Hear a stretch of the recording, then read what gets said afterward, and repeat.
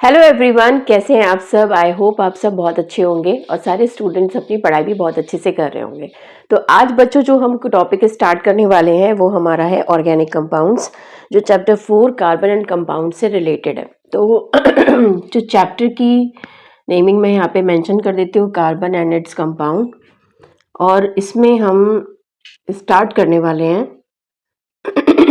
Organic compounds. ठीक है, तो ऑर्गेनिक कंपाउंड का बेसिकली मीनिंग क्या होता है ये आज हमको समझना है और इसके आगे के टॉपिक को डिस्कस करना है। देखिए, ऑर्गेनिक कंपाउंड थोड़ा मेरा गला खराब है, ठीक है। तो ऑर्गेनिक कंपाउंड का मतलब क्या होता है कि जिसमें कार्बन के कंपाउंड्स मतलब कार्बन एटम प्रेजेंट होगा, उसको आप कंसीडर करेंगे ऑर्गेनिक कंपाउंड। तो जितने भी कार्बन कंपाउंड्स होते हैं उनको आप ऑर्गेनिक कंपाउंड्स आप कह सकते हैं। तो आप ये बोल सकते हो कि the compounds of carbon are known as organic compounds. अब हम बोल रहे हैं कार्बन के ही कंपाउंड्स के ऑर्गेनिक कंपाउंड्स होते हैं, नहीं। Apart from carbon atom carbon होना चाहिए, हाइड्रोजन होना चाहिए और ऑक्सीजन भी होना चाहिए। अगर ऑक्सीजन की मैं बात ना करूं कोई प्रॉब्लम नहीं है, मैं अगर जस्ट बोल दूं कि कार्बन है, हाइड्रोजन है, तो हम उसको एक कैटेगरी में रख देते हैं जिसका नाम होता है हाइड्रोकार्बन। ठीक है, तो अगर कार्बन और हाइड्रोजन प्रेजेंट है तो उसको आपने बोल दिया हाइड्रोकार्बन, और ऑक्सीजन अगर उसमें प्रेजेंट हो गया तो वो आपके ऑर्गेनिक कंपाउंड्स की पूरी कैटेगरी आ गई। तो इसका मतलब ये हुआ कि अगर कार्बन है, हाइड्रोजन है, ऑक्सीजन है, तो वो ऑर्गेनिक कंपाउंड होंगे। और इसी में एक ब्रांच चली जाती है जिसका नाम हो जाता है हाइड्रोकार्बन। ठीक है, तो हाइड्रोकार्बन में दो चीज़ें प्रेजेंट होंगी, एक कार्बन और एक हाइड्रोजन, और इसी के कॉम्बिनेशन से इतने लार्ज अमाउंट ऑफ कंपाउंड्स बनेंगे जिससे आप उसको एक कैटेगरी में रख देंगे जिसका नाम हो जाएगा हाइड्रोकार्बन। तो बेसिकली आज हमको हाइड्रोकार्बन के बारे में भी स्टडी करना है, लेकिन हम सबसे पहले ऑर्गेनिक कंपाउंड की थोड़ा सा डीपली बात करेंगे। देखिए, ऑर्गेनिक कंपाउंड्स जो होते हैं बच्चों, उनका melting point and boiling point काफ़ी लो होता है। मेल्टिंग एंड बॉइलिंग पॉइंट काफ़ी लो होता है। ऐसा इसलिए होता है क्योंकि इन ऑर्गेनिक कंपाउंड्स में कोवलेंट बॉन्ड होता है, और कोवलेंट बॉन्ड एक तरीके से कैसा बॉन्ड है, वीक बॉन्ड है बच्चों। तो ये बहुत जल्दी टूट जाता है, ब्रेक डाउन हो जाता है। तो कोई भी चीज़ जल्दी से अगर अपने आप को ब्रेक डाउन करेगी तो उसका मेल्टिंग एंड बॉइलिंग पॉइंट क्या होगा, वीक हो जाएगा। तो कहने का सेंस यही है कि because of presence of covalent bond which is a weak bond, that's why the melting and boiling point of organic compounds are quite low। तो ये बात हमने इसमें कर ली कि भाई ये कोवलेंट बॉन्ड की वजह से वीक बॉन्ड होगा। नेक्स्ट बात ये होती है कि ये बैड कंडक्टर ऑफ इलेक्ट्रिसिटी होते हैं बच्चों। बैड कंडक्टर ऑफ इलेक्ट्रिसिटी होते हैं, क्यों होते हैं bad conductor of electricity? Reason यही है कि इसके पास फ्री आयंस नहीं है, नो फ्री आयंस प्रेजेंट। तो जब फ्री आयंस ही प्रेजेंट नहीं है, फ्री आयंस की प्रेजेंस ही नहीं है यहाँ पे, तो फिर ये इलेक्ट्रिसिटी कंडक्ट कैसे करेगा? क्योंकि इलेक्ट्रिसिटी कंडक्ट कराने के लिए आपके पास आयंस होने चाहिए, इलेक्ट्रॉन्स फ्री होने चाहिए। ये बातें यहाँ पे प्रेजेंट नहीं है। That's why organic compound is not consider to be a good conductor of electricity, it is a bad conductor because of absence of free ions, sorry.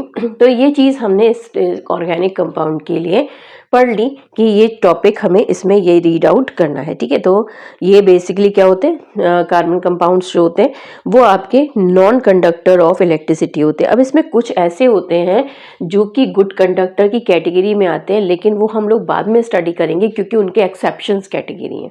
तो हम ये बोल सकते हैं कि most of the organic compound are considered as a bad conductor of electricity. ये बात हमें बिल्कुल सही लग रही है। ठीक है, तो ये आप इसके बेसिक आपको क्या हो गए, कैरेक्टरिस्टिक्स प्रॉपर्टी हो गई कि ऑर्गेनिक कंपाउंड्स में हम क्या ध्यान में रख सकते हैं, क्या मेमोराइज कर सकते हैं, जिसकी वजह से आगे हमें जाके उसकी चीज़ की हेल्प मिले।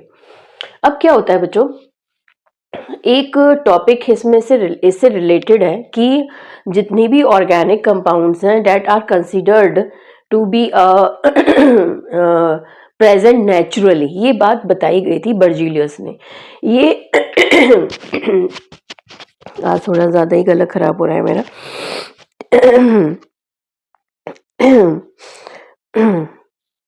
ठीक है, तो मैं इसके बारे में थोड़ा सा आपको बात बताती हूँ कि ऑर्गेनिक कंपाउंड्स हमने ये पढ़ा था कि ऑर्गेनिक कंपाउंड्स जो हैं,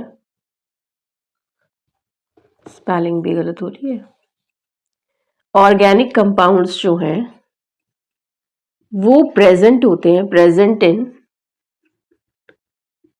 प्लांट्स एंड एनिमल्स, मतलब हम हो गए, हम भी एनिमल्स की कैटेगरी में आते हैं, मैमल्स हैं हम। तो organic compound present in plant and animals, ये बात इन्होंने बोली थी। ठीक है, किसने बोली थी? ये नॉर्मल बात है, अभी बोले बताएंगे किसके बारे में बात कर रहे हैं। तो एक थ्योरी दी गई जिसका नाम था vital force of theory. Vital force of theory में एक बड़ी अनोखी बात बोली गई। इन 1809 बाय बर्जीलियस।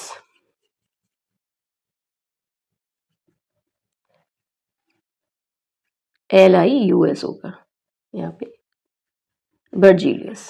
ठीक है, अब इस थ्योरी में क्या बताया गया, इस थ्योरी में क्या एक्सप्लेन किया गया, वो मैं आपको बताती हूँ। वाइटल फोर्स ऑफ थ्योरी 1809 में बर्जीलियस ने एक्सप्लेन की थी, और ये बोला गया था, आप वाइटल फोर्स को एक तरीके से आप कह सकते हो स्पिरिचुअल फोर्स। ठीक है, कि ये नेचुरली प्रेजेंट होगी हर प्लांट एंड एनिमल्स में, जो भी एक लिविंग बॉडी है उसके अंदर ये प्रेजेंट होगी, और सिर्फ ऑर्गेनिक कंपाउंड उन्हीं के अंदर बनेगा, किसी नॉन लिविंग में हम उसको फॉर्म नहीं करवा सकते, मतलब कहीं बाहर से हम नहीं करवा सकते।